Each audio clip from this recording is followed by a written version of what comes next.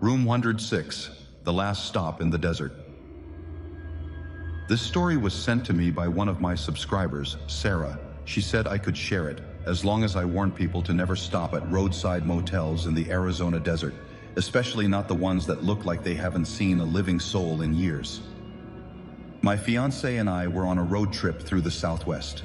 We had been driving all day through endless stretches of desert highway, sun-scorched sand, abandoned gas stations, and broken telephone poles leaning like dead trees. It was one of those trips we'd always dreamed of taking, just the two of us, a playlist of our favorite songs, and no real destination. Around 9 p.m., we realized we had missed our planned stop for the night. The sky was getting darker, the road more empty, and the GPS started glitching. We hadn't seen another car for over an hour. That's when we saw it, a faded neon sign flickering in the distance. Desert Inn Motel, vacancy. It looked ancient, paint peeling off the walls, a rusted ice machine, and only 3 cars in the parking lot, one of which looked like it hadn't moved since the 90s. But we were exhausted. My fiance Josh said, "Let's just crash here for the night. We'll leave early in the morning." We went in. The lobby smelled like old cigarettes and mildew. The man behind the counter barely looked up when we entered. His name tag said Frank. His face was wrinkled like crumpled paper, and he didn't say much, just handed us a room key that read, Room 106. I remember thinking the key looked too cold, not just in touch, but emotionally. I know that sounds weird, but from the moment we stepped into that room, it was like something was off balance. The lights buzzed, the walls had water stains, and the bed looked like someone had been lying in it, even though the sheets were pulled tight. There was an old rotary phone on the nightstand, no dial tone, no signal on our phones either.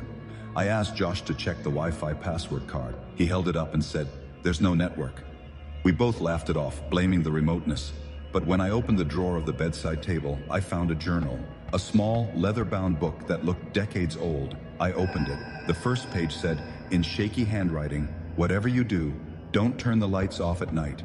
Not in this room, never in this room." That was the moment I felt the first wave of dread. I showed it to Josh. He shrugged. Just some crazy guest before us. He tossed it aside. That night, around 3:13 a.m., I woke up. I thought I heard knocking. Not at the door, but from inside the walls. Thump, thump, pause, thump. Josh was sound asleep, or pretending to be. I sat up. The sound stopped. I reached over to turn on the lamp, but the lamp wouldn't turn on. I stood up, my heart pounding, and went toward the light switch on the wall. As soon as I flipped it, the lights flickered, and for just a moment, I swear, I saw something in the corner of the room. It was a shape, like a person, crouched, with its head tilted in a way no neck should ever bend, just watching me. When the lights came on fully, it was gone. I didn't sleep the rest of the night. The next morning, Josh seemed normal. He even laughed at me for being paranoid, but when I looked at the journal again, more words had appeared on the next page. "You saw it, didn't you?" I hadn't written that, and I know Josh didn't either. I tried to go to the front desk, but Frank wasn't there. No one was. The entire motel felt abandoned. Until that evening, Josh went out to get food from a vending machine near the laundry area. He never came back. I waited in the room, pacing, calling out into the hallway. No one answered. I checked outside. His car was still in the parking lot. I went to the laundry building, and there I found Josh's phone, still lit, showing a recording that had been left on. It was just static, and then his voice, screaming my name. And behind his screams, a whispering voice that kept repeating one thing: "You shouldn't have opened the drawer. You weren't supposed to see." I ran back to the room. The door to 106 was wide open. The bed was folded down. And in the middle of the bed was the journal, open to the last page. One always leaves. One always stays. I was the one who stayed. For the next 3 nights, I was trapped. No matter how far I walked, I kept ending up back at room 106. The motel looped. The hallways twisted into themselves. Daylight never came. Time stopped working. Every time I closed my eyes, I'd hear knocking. The knocking would turn into screaming, and I would see that crouched figure moving closer. Eventually, I blacked out, and when I woke up, I was in the desert, just lying on the sand outside the motel. Only now, the motel wasn't there. No building, no parking lot, no sign, nothing. Just open desert. And Josh was never found. People think I'm crazy. Even I think I might be. But I know what I saw. I know what happened. So if you ever find yourself driving through the Arizona desert late at night and you see a neon sign that says Desert Inn Motel, don't stop. Even if it's the only place for miles, even if you're tired, even if your phone dies. Because once you check into room 106, you never really check out.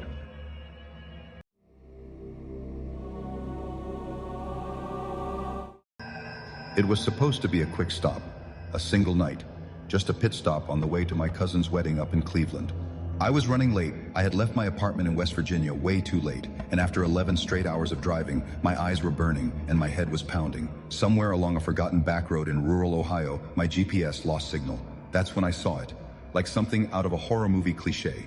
Pine Hollow Motel, open 24/7. There was nothing around but empty farmland and twisted trees, but I was too tired to care. The office had that strange stillness to it, like a place preserved in time. A mounted deer head, a vending machine humming too loud, and a wall of faded keys behind the counter. The man at the front desk looked too still. He didn't blink much. Pale, a flannel shirt too big for his thin frame. I told him I just needed one night. He slid me a key and said, "Room 3. Try not to open the freezer." I laughed. The what? He didn't repeat himself, just stared. I assumed I misheard him. Room 3 was basic. Saggy bed, stained carpet, flickering fluorescent light. But the weirdest part was the freezer. Not a mini fridge, an actual, full-sized industrial freezer in the corner. It wasn't plugged in. The cord was cut. It looked ancient, rusted hinges, frost stains, and there was duct tape over the edges, like someone had sealed it shut. At first, I ignored it. I tried to sleep, but the room felt too quiet, too thick. And then around 2:41 a.m., I heard it. From inside the freezer, a voice. "Help me!" I jumped out of bed, my heart pounding. The sound stopped the second I moved. I waited, thinking I must have been dreaming. But when I crept closer to the freezer, I could feel cold air seeping out the edges, even though it wasn't plugged in. I stood in front of it, and again the voice whispered, "Please." It's so dark.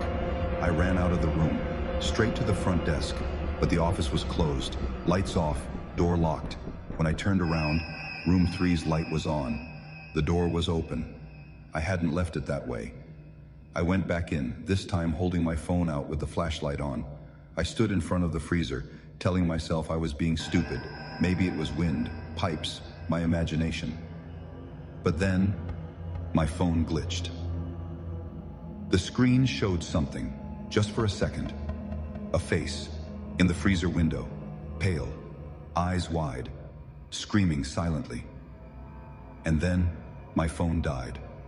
I grabbed the freezer's lid and ripped off the duct tape, heart racing. Inside, there was no one. But there was something. A stack of old Polaroid photos. All women, all standing in that same motel room. Some smiling, some scared. On the back of each photo, a name and a date. The most recent one? Alyssa, March 14th, 2021. That was only 2 weeks ago. I didn't sleep the rest of the night. And worse, every 20 minutes, the freezer would knock. 3 knocks, then silence. Every single time. The last time I heard it, I whispered, "Who are you?" A breathy voice whispered back, "One of many." At sunrise, I grabbed my keys and bolted out of the room. But when I tried to check out, the front office was empty. No sign of the man. No sign of life. And when I drove past the motel sign, it was off. The whole building looked abandoned, like no one had stayed there in years. I went back a week later. I had to. I brought 2 friends with me and everything. But when we reached the spot, there was nothing. Just an open field, grass, no motel, no road, no sign anything had ever been there. I showed them my photos, the ones I'd taken of the freezer, of the room. But the images on my phone were all black.